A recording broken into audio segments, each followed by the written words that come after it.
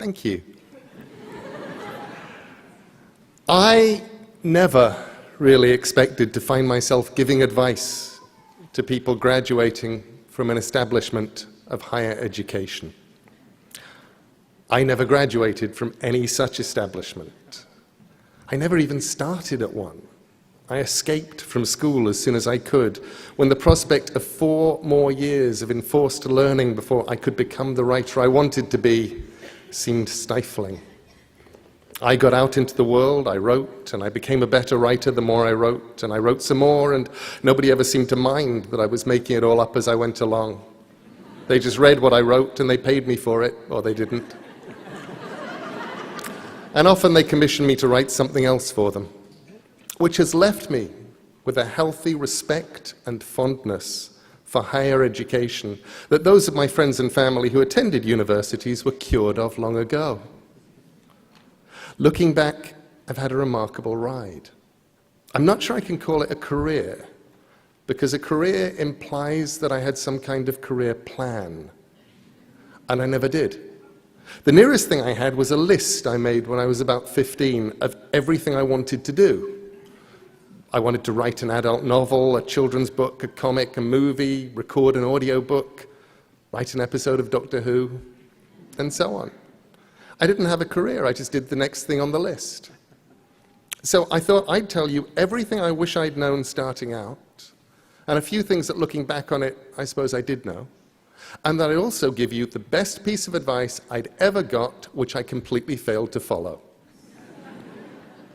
First of all, when you start out on a career in the arts, you have no idea what you're doing. This is great. People who know what they're doing know the rules, and they know what is possible and what is impossible. You do not, and you should not. The rules on what is possible and impossible in the arts were made by people who had not tested the bounds of the possible by going beyond them. And you can. If you don't know it's impossible, it's easier to do. And because nobody's done it before, they haven't made up rules to stop anyone doing that particular thing again.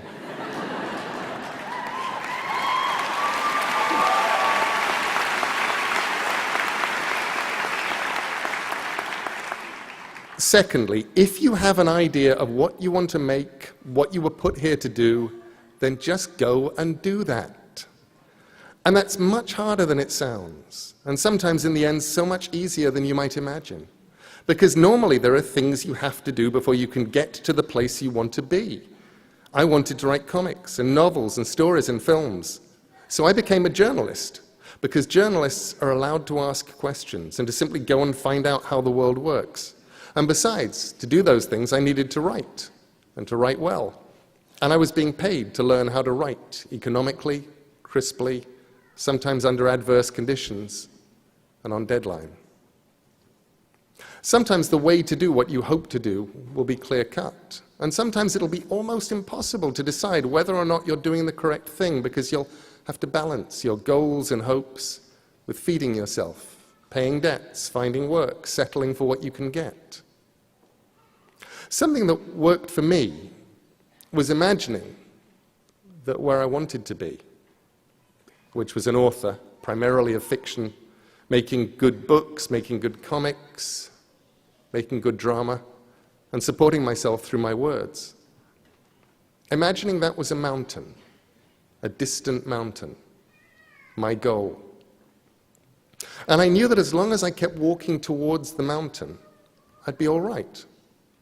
And when I truly was not sure what to do, I could stop and think about whether it was taking me towards or away from the mountain. I said no to editorial jobs on magazines, proper jobs that would have paid proper money, because I knew that, attractive though they were, for me, they would have been walking away from the mountain. And if those job offers had come earlier, I might have taken them, because they still would have been closer to the mountain than I was at that time. I learned to write by writing. I tended to do anything as long as it felt like an adventure, and to stop when it felt like work, which meant that life did not feel like work. Thirdly, when you start out, you have to deal with the problems of failure. You need to be thick-skinned to learn that not every project will survive. A freelance life, a life in the arts, is sometimes like putting messages in bottles on a desert island and hoping that someone will find one of your bottles and open it and read it and put something in a bottle that will wash its way back to you. Appreciation or a commission or money or love. And you have to accept that you may put out hundreds of things for every bottle that winds up coming back. The problems of failure are problems of discouragement, of hopelessness, of hunger. You want everything to happen and you want it now, and things go wrong. My first book, a piece of journalism I'd done only for the money, and which had already bought me an electric typewriter from the Advance, should have been a bestseller. It should have paid me a lot of money if the publisher hadn't gone into involuntary liquidation between the first print run selling out and the second print run never happening, and before any royalties could be paid. It would have done. And I shrugged, and I still had my electric typewriter and enough money to pay the rent for a couple of months, and I decided that I'd do my best in future not to write books just for the money. If you didn't get the money, then you didn't have anything. And if I did work I was proud of, and I didn't get the money, at least I'd have the work. Every now and then, I forget that rule. And whenever I do, the universe kicks me hard and reminds me. I don't know that it's an issue for anybody but me, but it's true that nothing I did, where the only reason for doing it was the money, was ever worth it, except as bitter experience.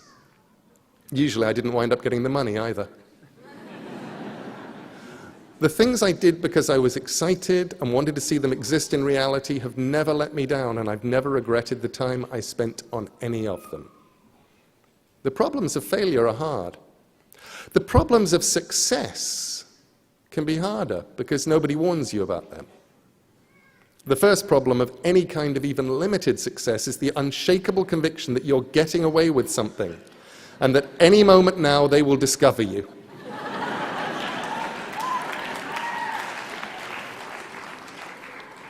It's imposter syndrome, something my wife Amanda christened the fraud police. In my case, I was convinced there would be a knock on the door and a man with a clipboard. I don't know why he had a clipboard, but in my head, he always had a clipboard, would be there to tell me it was all over and they'd caught up with me, and now I would have to go and get a real job, one that didn't consist of making things up and writing them down and reading books I wanted to read, and then I would go away quietly and get the kind of job where I would have to get up early in the morning and wear a tie and not make things up anymore. The problems of success, they're real. And with luck, you'll experience them. The point where you stop saying yes to everything because now the bottles you threw in the ocean are all coming back and you have to learn to say no. I watched my peers and my friends and the ones who were older than me, and I'd watch how miserable some of them were. I'd listen to them telling me they couldn't envisage a world where they did what they've always wanted to do anymore, because now they had to earn a certain amount every month just to keep where they were. They couldn't go and do the things that mattered and that they'd really wanted to do, and that seemed as big a tragedy as any problem of failure. And after that, the biggest problem of success is that the world conspires to stop you doing the thing that you do because you're successful. There was a day when I looked up and realized that I had become someone who professionally replied to email and who wrote as a hobby. I started answering fewer emails and was relieved to find I was writing much more. Fourthly, I hope you'll make mistakes. If you make mistakes, it means you're out there doing something. And the mistakes in themselves can be very useful. I once misspelled Caroline in a letter, transposing the A's and the O, and I thought, Coraline looks almost like a real name. Remember, whatever discipline you're in, whether you're a musician or a photographer, a fine artist or a cartoonist, a writer, a dancer, a singer, a designer, whatever you do, you have one thing that's unique. You have the ability to make art. And for me, And for so many of the people I've known, that's been a lifesaver. The ultimate lifesaver. It gets you through good times and it gets you through the other ones. Sometimes life is hard. Things go wrong in life and in love and in business and in friendship and in health and in all the other ways that life can go wrong. And when things get tough, this is what you should do. Make good art. I'm serious. Husband runs off with a politician, make good art. Leg crushed and then eaten by a mutated boa constrictor, make good art. IRS on your trail, make good art. Cat exploded, make good art. Someone on the internet thinks what you're doing is stupid or evil or it's all been done before, make good art. Probably things will work out somehow, and eventually time will take the sting away, and that doesn't even matter. Do what only you can do best. Make good art. Make it on the bad days, and make it on the good days too. And fifthly, while you're at it, make your art. Do the stuff that only you can do. The urge starting out is to copy, and that's not a bad thing. Most of us only find our own voices after we've sounded like a lot of other people. But the one thing that you have that nobody else has is you. Your voice, your mind, your story, your vision. So write and draw and build and play and dance and live as only you can. The moment that you feel that just possibly you're walking down the street naked, exposing too much of your heart and your mind and what exists on the inside, showing too much of yourself, that's the moment you may be starting to get it right. The things I've done that worked the best were the things I was the least certain about. The stories where I was sure they'd either work or more likely be the kind of embarrassing failures that people would gather together and discuss until the end of time. They always had that in common. Looking back at them, people explain why they were inevitable successes, and when I was doing them, I had no idea. I still don't. And where would be the fun in making something you knew was going to work? And sometimes the things I did really didn't work. There are stories of mine that have never been reprinted. Some of them never even left the house.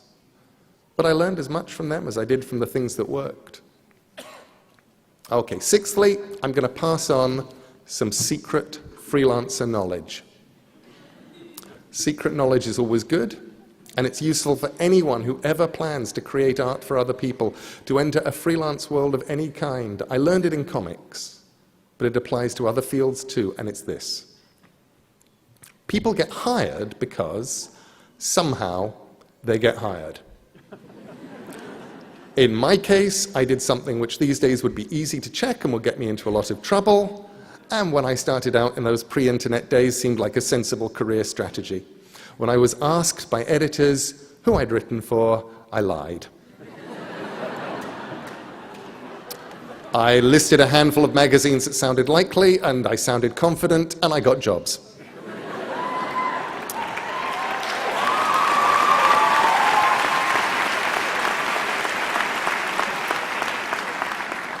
I then made it a point of honor to have written something for each of the magazines I'd listed to get that first job. So that I hadn't actually lied, I'd just been chronologically challenged. But you get work however you get work. But people keep working in a freelance world. And more of today's world is freelance. Because their work is good. And because they're easy to get along with. And because they deliver the work on time.